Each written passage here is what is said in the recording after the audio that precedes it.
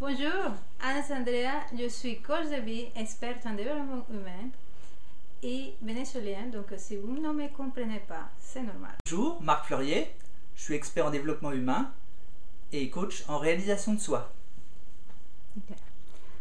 Aujourd'hui, ici, pour vous parler des mécanismes de contrôle, des vrais arsenals militaires que vous avez à l'intérieur de vous, on va vous expliquer à quel point ça vous pourrit la vie et comment vous pouvez faire pour vous en libérer facilement. La structure de contrôle, elle vient d'où? En fait, c'est une structure qui est très ancienne puisque c'est une structure de survie. C'est une structure qui est habitée par la peur. Dans la mesure où c'est une armure, elle est chargée de nous défendre, de nous protéger, de préserver la vie.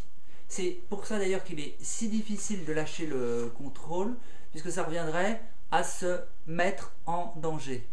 Le message qui est derrière la structure de contrôle, c'est tant que j'ai le contrôle, je peux vivre en sécurité. Et donc lâcher le contrôle peut amener à une grande peur. Chaque fois que nous nous mettons un interdit, une obligation, une règle qui est purement arbitraire.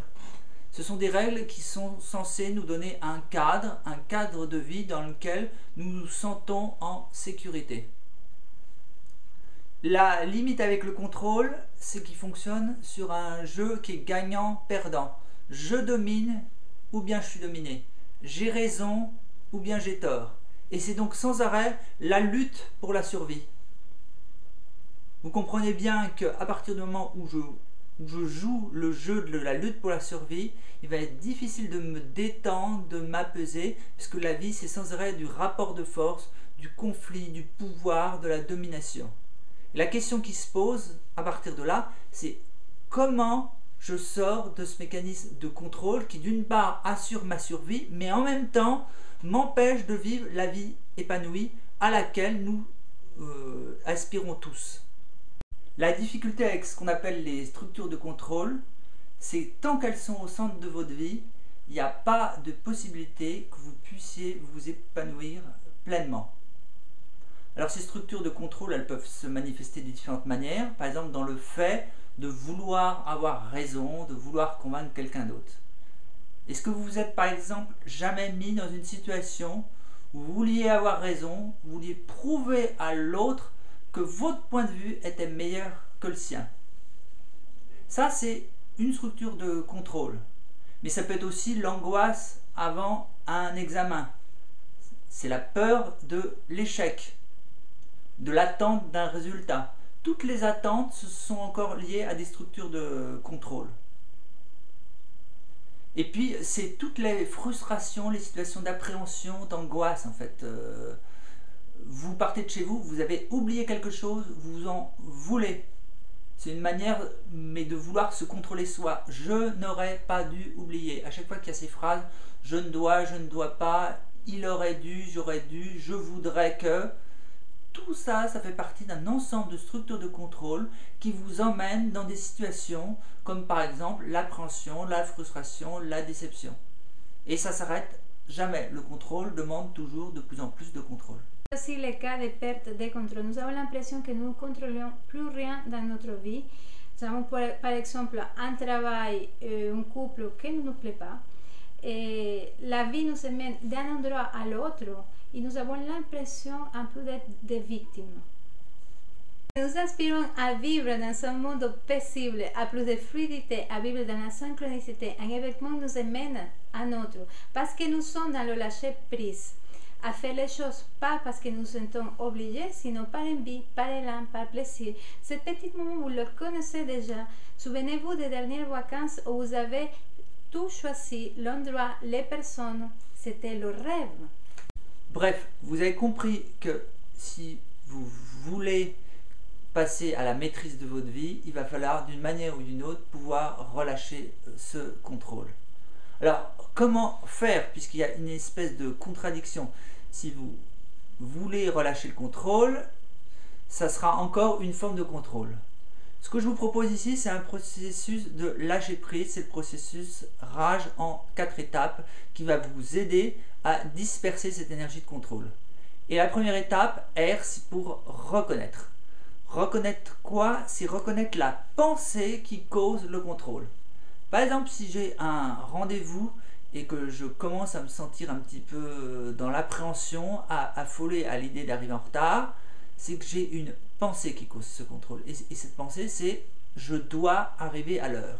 Donc reconnaissez quelle est la pensée, quel est le « je dois »,« je ne dois pas »,« il doit pas »,« il faut que » ou « il ne faudrait pas que » qui vous cause ce contrôle. Et mettez-la d'un côté, par exemple, mettez-la dans votre main gauche. La deuxième étape, A, c'est trouver une alternative à cette pensée.